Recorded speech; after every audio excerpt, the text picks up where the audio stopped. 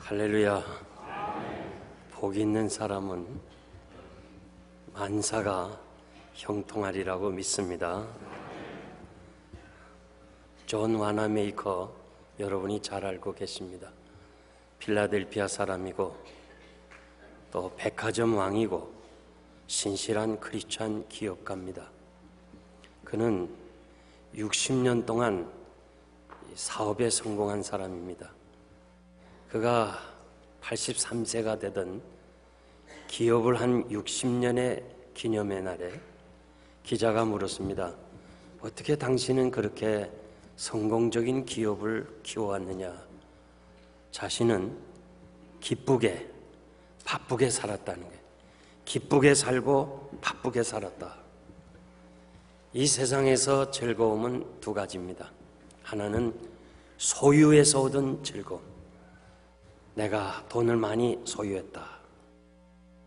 혹은 큰 집을 소유했다. 좋은 자동차를 소유했다. 소유에서 오는 즐거움이 있습니다. 또 하나는 존재에서 오는 즐거움이 있습니다.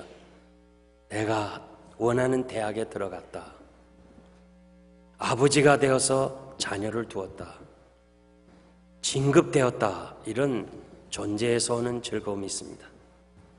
소유의 기쁨이나 존재의 기쁨은 일시적이고 지나가는 것이고 빼앗기는 것입니다. 솔로몬은 우리가 잘 아는 대로 자신은 소유의 기쁨, 존재의 기쁨 다 누렸습니다. 자기가 하고 싶은 거 다 했어요. 가지고 싶은 거 다 했어요. 그는 왕이었어요. 그리고 한 나라의 왕이 아니라 모든 사람의 사랑받는 지혜로운 왕이었어요. 그는 그 모든 것을 다 소유하고 나서 얻은 결론이 뭐냐? 헛되고 바람을 잡는 것과 같다. 인생들이 그렇게 좋아하는 쾌락, 그런 거 다 가져봤지만은 결론은 빚인 것이다. 은을 사랑하는 자는 은으로 만족함이 없고 풍부를 사랑하는 자는 소득으로 만족함이 없다. 솔로몬의 이야기입니다. 은과 금을 아무리 많이 모아도 그것은 만족이 없다는 것입니다. 진정한 즐거움은 하나님이 주신 선물인데 하나님이 주신 즐거움, 인생을 즐겁게 사는 것이 하나님이 주신 분복이고 선물이라고 그랬습니다. 하박국 선지자는 나는 여호와를 인하여 즐거워하며 나의 구원의 하나님을 인하여 기뻐하겠다. 하박국 선지자는 무슨 소유했거나 존재가 돼서 기쁜 것이 아니고 하나님, 나를 구원해 주신 그 구원, 그것으로 인해서 기뻐한다고 그랬습니다. 이러한 기쁨이 신년에 여러분에게 있기를 바랍니다. 오늘 본문 말씀은 믿음으로 의롭다 하심을 얻은 성도는 즐겁게 살아야 된다고 말씀합니다.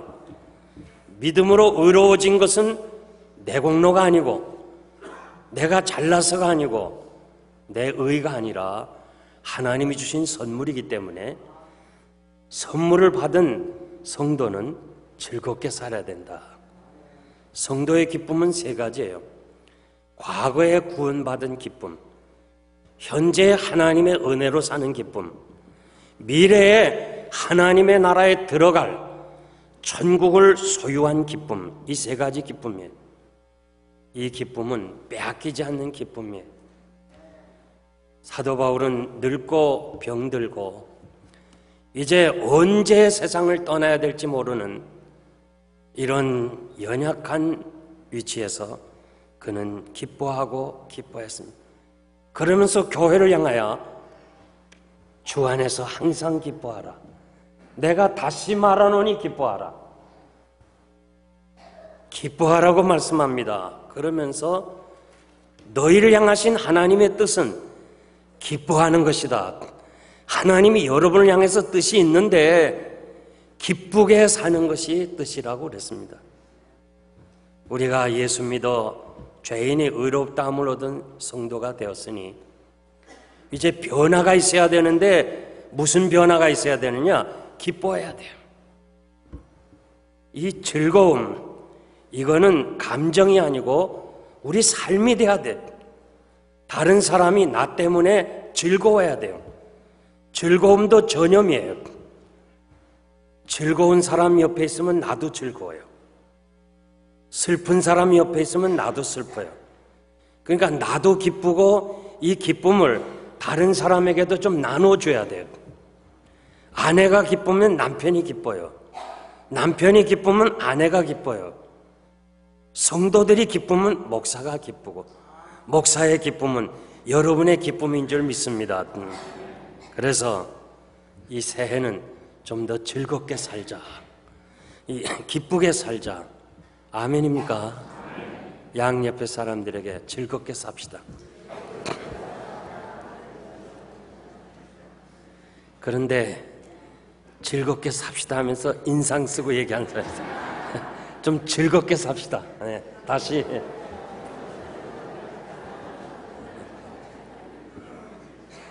왜 즐거워야 하는 거 아니? 첫째로 화평을 얻었기 때문에 그래요.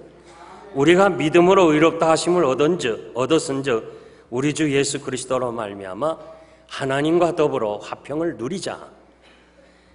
하나님과 죄인이 만날 수가 없어요. 하나님과 우리 사이에는 죄의 장벽이 있었어요. 이 장벽을 주님이 십자가의 죽으심으로 이 장벽을 헐어버리고 하나님과 우리가 만나게 하시고 하나님과 우리가 아버지와 자녀의 관계로 삼아 주었어요. 예수님 때문에 우리는 이러한 축복의 관계를 가졌어요. 이것이 바로 신앙생활이에요. 하나님과 화평을 누리자. 가지는 것이 아니에요. 누려야 돼요. 집을 소유하는 것과 누리는 건 달라요. 우리 한국 사람들은 투자 차원에서 집을 소유합니다. 그래서 집에 대해서 수입의 60% 내지 65%를 집에다가 다 투자했어요. 그래서 페이먼트 하느라고 15년, 30년을 그냥 다 그 집에만 투자하고 인생을 즐기지 못하고 살아가요. 남미나 중남미에 있는 사람들 보면 집에 투자하지 않았어요. 그러니까 인생을 인조이하면서 즐기면서 그렇게 넉넉하게 살아가는 것을 저는 남미나 중남미에 가서 우리 교포들을 보면서 알 수 있습니다. 집을 소유하지 말고 누려야 돼요. 이 미국이 얼마나 아름다워요. 여러분이 필라델피아를 한번 벗어나서 이 미국을 좀 구경하세요. 좀 자녀들과 함께 휴가를 좀 떠나세요. 여러분들이 정말 저 중부지방 가면서 그 로키 마운틴을 지나면서 하나님이 만드신 이 아름다운 세계를 좀 봐야 되잖아요. 그냥 큰 집만 사서 거기 매달려 가지고 다 살다가 우리 인생을 다 가고 말아요. 좀 즐기면서 살아야 돼요. 이번에는 좀 여러분 가족들과 함께 여행을 좀 떠나요. 이젠 좀 여행을 떠날 때가 된 거예요. 하나님 앞에 섰을 때 이 아름다운 미국을 다 보고 왔느냐고 물으면 아니요, 난 필라델피아에서만 살다 왔습니다. 이거 되겠어요? 저 브라질에 가면 리오자네이로라는 세계 3대 미항 중에 하나가 있어요. 너무너무 아름다워요. 이 브라질에서 이민생활 너무 고달파가지고 이제 한국으로 가야 되겠다. 이 브라질에 와서 그래도 유명한 미항인 리오자네이로를 한 번이라도 못 가면 되나? 그것만 보고 가겠다. 그리고 올라갔어요. 그 미항에서 그 아름다움을 보고 마음을 바꿔서 다시 브라질에 주저앉아서 성공했다는 사람과 같이 만난 적이 있어요. 어떤 사람은 이렇게 말해요. 그 광경을 바라보고는 나는 이제 죽어도 한이 없다. 이번에 선교 비전 출입을 글로 가려고 그래요. 정말 아름다워요. 그 세계가 아름다운 거예요. 미국에 사는 사람과 방문한 사람들의 누가 더 미국이 좋은가 물어보면 방문한 사람이 더 좋다고 그래요. 왜냐하면 방문한 사람은 미국을 누려봤어요. 여러분은 지금 미국을 소유하고 있어요. 미국에 살고 있어요. 지금도 한국에서 미국의 영주권과 시민권을 얻는다면 수억을 주고도 미국 가겠다는 사람이 있어요. 여러분, 아름다운 미국을 소유했어요. 그런데 누리지 못하고 있어요. 성경은 우리가 하나님과 화평을 누리자고 그랬어요. 누리는 것이 샬롬이에요. 이 화평이라는 말, 히브리 말로 샬롬이에요. 유대인들의 인사예요. 우리는 안녕하십니까? 유대인하고 같아요. 인사가 아침이나 점심이나 저녁 같아요. 그런데 지금 아파서 죽을 지경에 놓인 사람에게 안녕하십니까? 말이 안 돼요. 이제 얼마 안 있다가 죽을 사람인데 임종을 바라보는데도 안녕하십니까? 말이 안 돼요. 배가 고픈 사람에게 안녕하십니까? 말이 안 돼요. 근데 샬롬은요, 이 샬롬이라는 이 화평, 평강이라는 이 단어 자체가요, 그 단어 속에 뭐가 숨어 있는 거 아니? With God's power. 이 샬롬이라는 단어 속에 하나님의 능력이 포함되어 있어요. 그러니까 배고픈 사람에게 샬롬하면 하나님이 빵을 허락하시는 거예요. 병든 자에게 샬롬하면 치료가 돼요. 슬픈 자에게 샬롬하면 위로가 돼요. 그래서 어느 학자는 유대인의 파워는, 오늘 저 소수민족 유대인이 세계를 지배하는 힘은 샬롬에 있다고 그래요. 여러분, 하나님과의 이 화평을 누리자, 이 말은 다른 말로 말하면 샬롬을 가지라는 거예요. 하나님의 능력을 가지라는 거예요.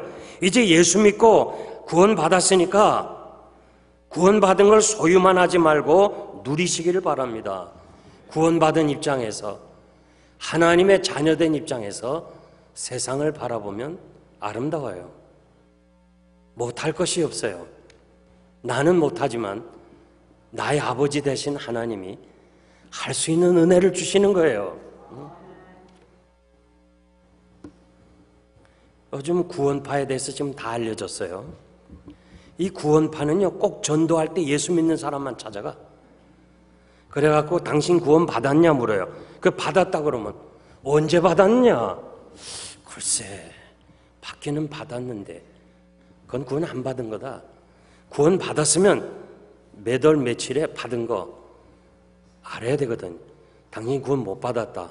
우리한테로 들어오라. 그래서 다 간 거예요. 그래서 구원파에 다 간 거예요. 구원파나 여호와 증인이나 이단들은요, 다 누구를 대상하느냐? 예수 믿는 사람을 대상해요. 예수 믿고도 구원받은 감격이 없는 사람, 구원의 기쁨을 누리지 못하는 사람들이 다 채가는 거예요. 그러니까 여러분, 이 누린다는 말은 즐긴다는 말이에요. 화평을 마음에만 품고 있으면 안 돼. 간직하는 것이 아니고 즐겨야 돼. 하나님을 믿는 것만으로 행복할 수 없어요. 하나님과 함께 즐거워하시기를 바랍니다. 케이코 교도 아시죠? 케이코 교도. 우리 저 309를 타러서 올라가면 케이코도들이 많이 사는데, 케이코는요 18세기 유럽에서 시작한 기독교 경건주의 운동인데, 케이코라는 말은 떤다는 말이에요. 떤다. 이 케이코 교도들이 너무 경건하고 엄미하신 하나님의 심판 앞에서 그냥 경건하고 너무 무섭고 두려운 마음으로 섬기기 때문에 이방 사람들이 그들을 향해서 저건 떠는 사람이다, 그렇게 해서 케이코라는 말을 붙여줬어요. 하나님 앞에서 떨지 말고 즐겁게 사세요. 이 아버지 앞에서 그냥 떠는 자녀들 있어요. 그냥 무서워가지고 말이지, 막 아버지 보기만 하면 무서워가 떨고 말이야. 그거 어떻게 해요? 아버지와 즐겨야지. 아멘입니까? 즐겁게 사시기를 바랍니다. 하나님과 화평을 누렸다면 이제는 우리는 사람과도 화평을 누려야 돼요. 고린도후서 5장 17절 이하에 보니까, 그런즉 누구든지 그리스도 안에 있으면 새로운 피조물이라. 이전 것은 지나갔으니 보라 새 것이 되었도다. 새로운 피조물 뭐예요? 하나님과 화평을 누린 사람이에요. 우리 화평을 누린 사람이라면 이제 우리를 자기와 화목하게 하시고 우리에게 화목해 하는 직책을 주셨느니라.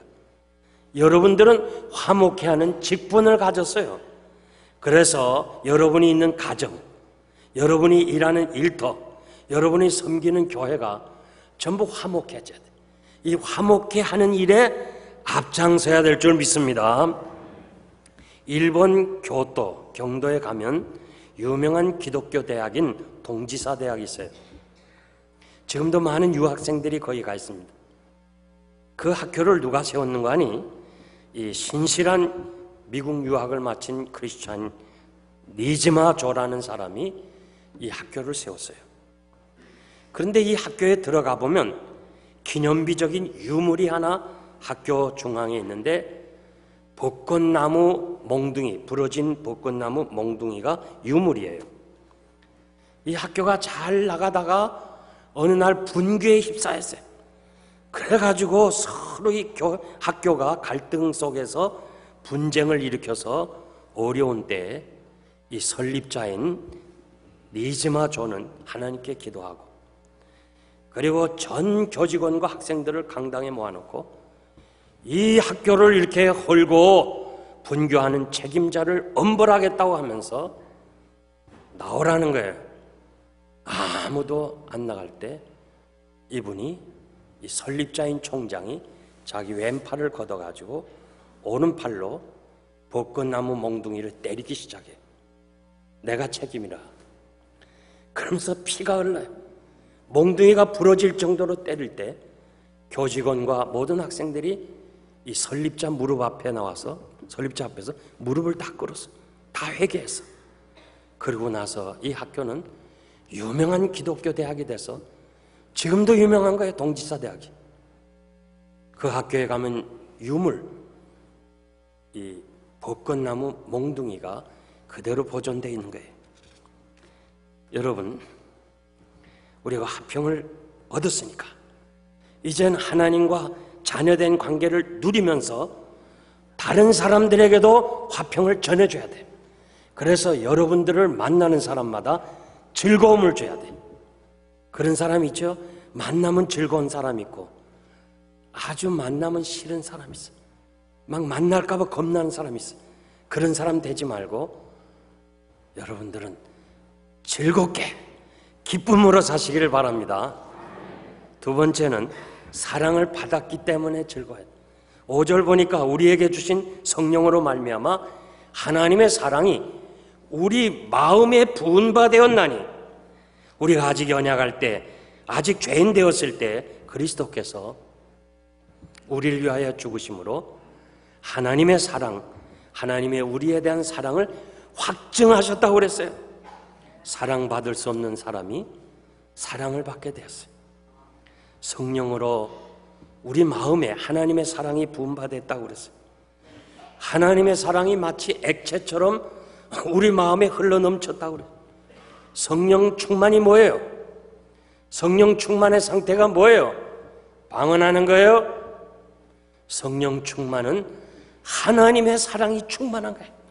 이 하나님의 사랑이 흘러넘쳐야 돼요.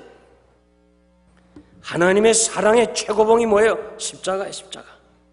십자가 하나만 봐도 하나님의 사랑에 감격해서 나 같은 죄인을 위하여 하나님이 그 아들 독생자를 세상에 보내시고 내가 받을 형벌을 십자가에서 다 죽으셨습니다.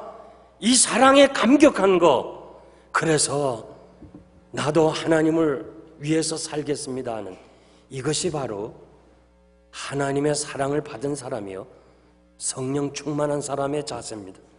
십자가 하나만 바라보면서도 참으로 하나님께 감사할 수 있는 사람, 그 은혜에 감사할 수 있는 사람.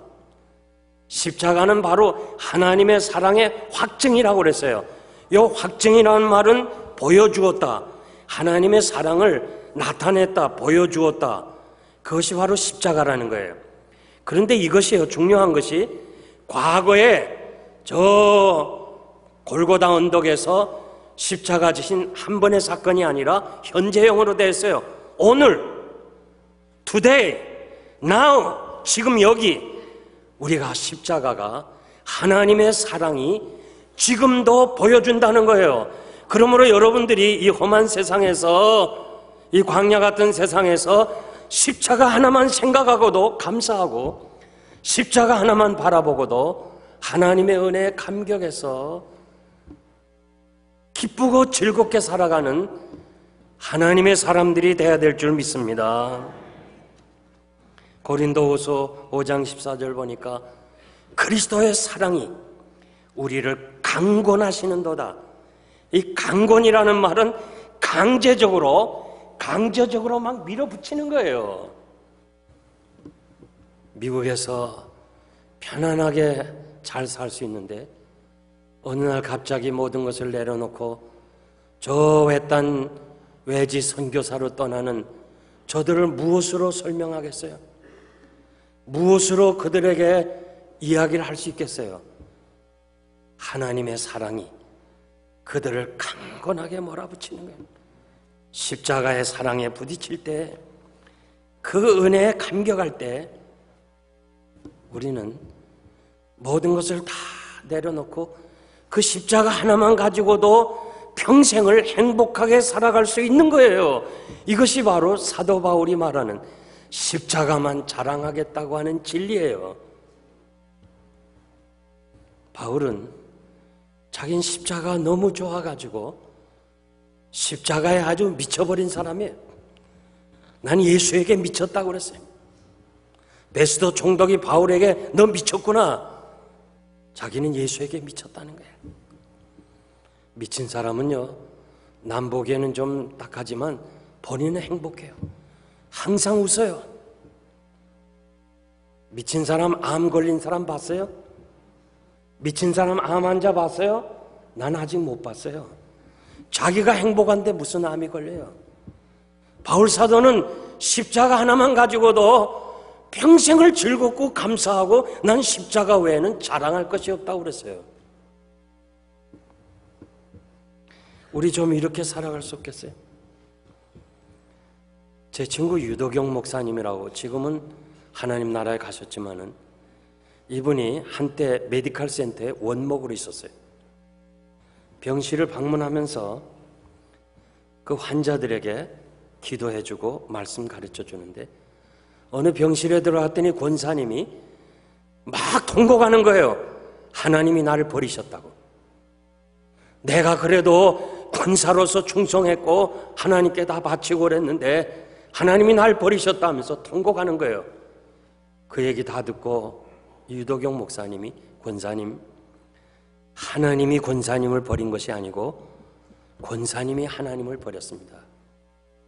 이 한마디에 성령의 도우심으로 이 권사님이 깨닫기 시작하는 거예요. 눈물로 회개하는 거예요. 그래, 하나님이 나를 버릴 수가 없지. 내가 버렸지. 그러면서 회개를 하는데 그분 얘기가 열흘을, 10일을 죄된 통곡과 하나님을 버린 사실에 대해서 회개하고 나서 위암에서 치유를 받았다는 거예요. 여러분, 하나님은 여러분을 버리지 않습니다. 우리의 마음에 십자가의 사랑이 희미해질 때, 우리가 연약하고 여러 가지 어렵고 힘들 때, 세상이 크게 보이고 세상의 영광과 돈이 크게 보일 때, 십자가가 작아질 때 우리는 하나님의 사랑을 잊어버리고 좌절하고 낙심할 때가 있어요. 여러분, 십자가 크게 보세요. 십자가 하나만 붙잡고도 하나님의 은혜에 감사하는 하나님의 사람들이 되기를 바랍니다. 사도 요한은 노년에 힘이 없어서 90에 다시 그는 밤모섬에서 에베소 교회로 돌아와서는 그는 힘이 없어서 설교할 수가 없어서, 서 있을 수도 없어서 앉아서 하나님은 여러분을 사랑했습니다. 우리 주님이 나에게 얘기하셨는데 하나님이 여러분을 사랑하신다고 말씀하셨습니다. 이 두 마디에 성도들이 은혜를 받았다는 거예요. 뭐 길게 얘기할 거 없어요. 십자가 하나만 바라보고 하나님이 나를 사랑한다고 하는 이 확신을 가지고 산다면 여러분들은 즐겁게 살 줄 믿습니다. 심리학자들은요, 사람이 고난이나 시련에 그 이유를 모를 때 고통이 더욱 크다고 그랬어요.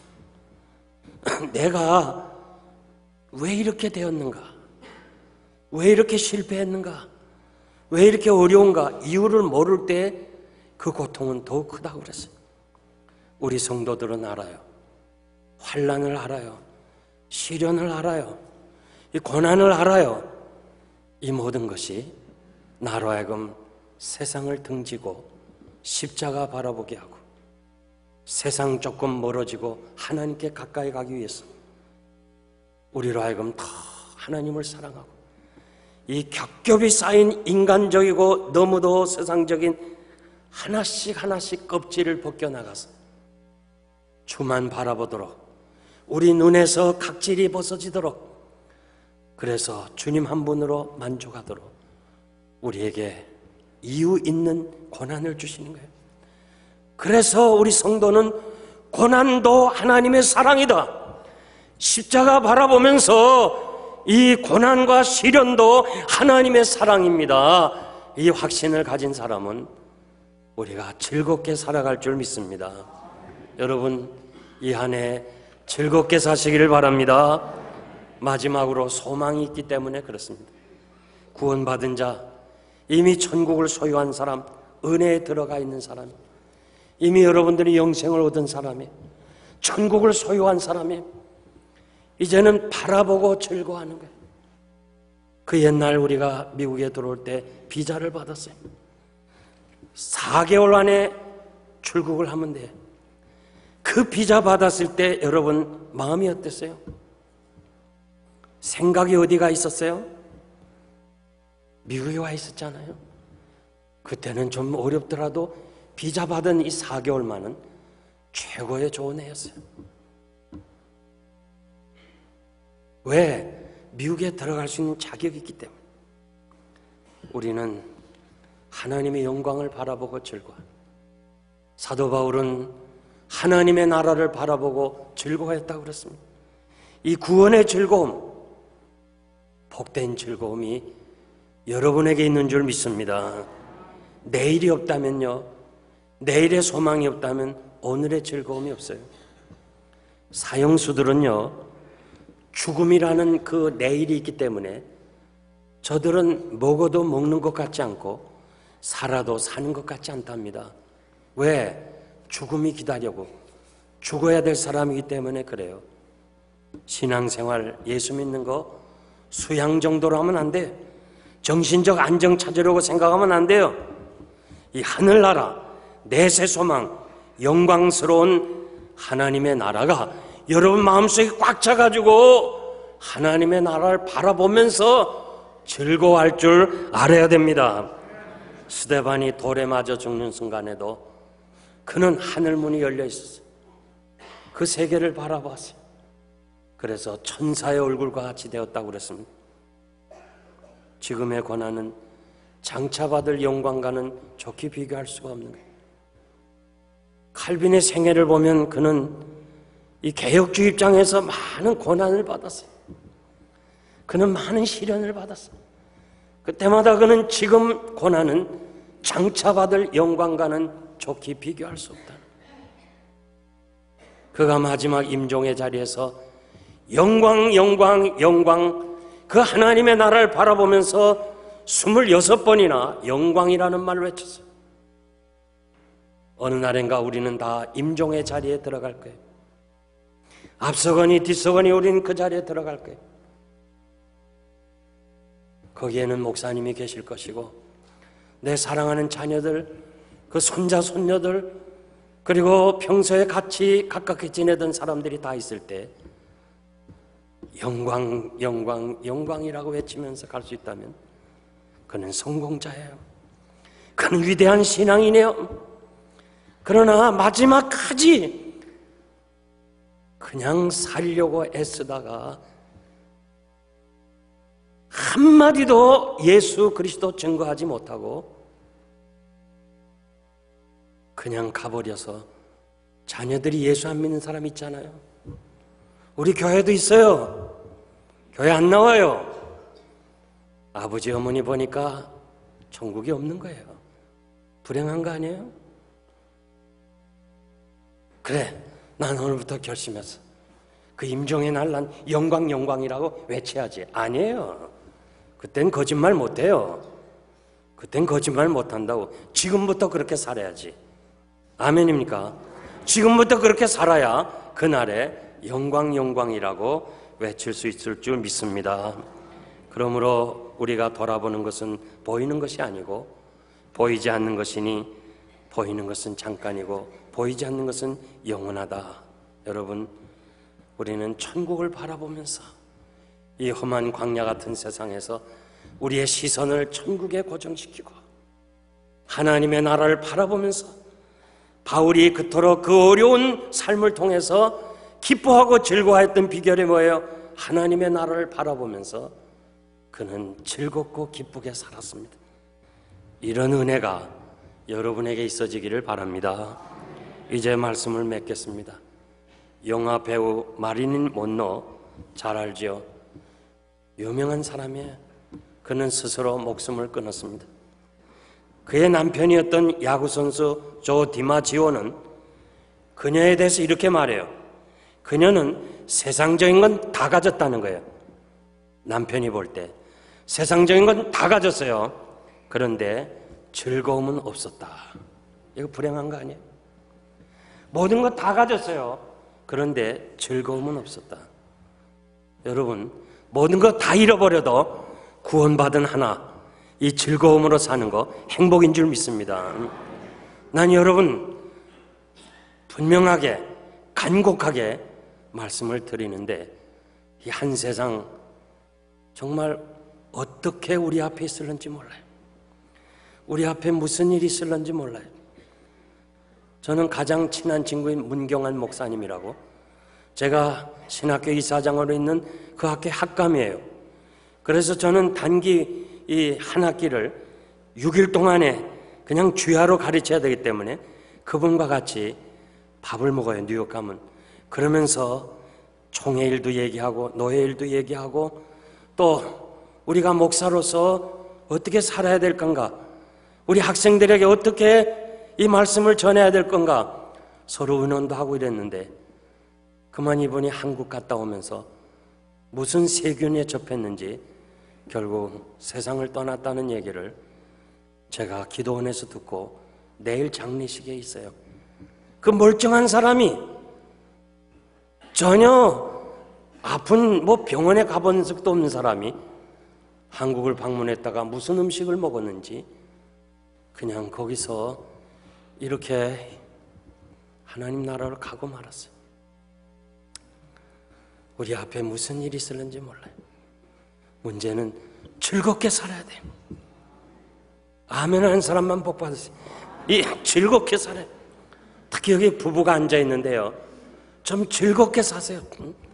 인생을 좀 즐겁게 사세요. 즐겁게 살아요. 이번 새해는요, 우리 자녀들이 다 떠나서 세배할 자녀가 없더라고. 그러니까 우리 부부가 서로 맞절을 했어요. 얼마나 좋은지 몰라. 서로 새해 복 많이 받으라고. 여러분, 좋으면 오늘도 안 늦었어요. 집에 가서 목사님 됐으니까 우리 같이 하자. 즐겁게 사세요, 부부가. 잠시 살다 가는 거예요. 떠난 다음에 울지 말고 즐겁게 살아요. 우리 모든 교회가 즐겁게 살아야 돼요. 오늘 이 말씀 보니까 영원한 즐거움에 뺏기지 않는 즐거움이에요. 여기 즐거워하느니라 세 번이나 나와요.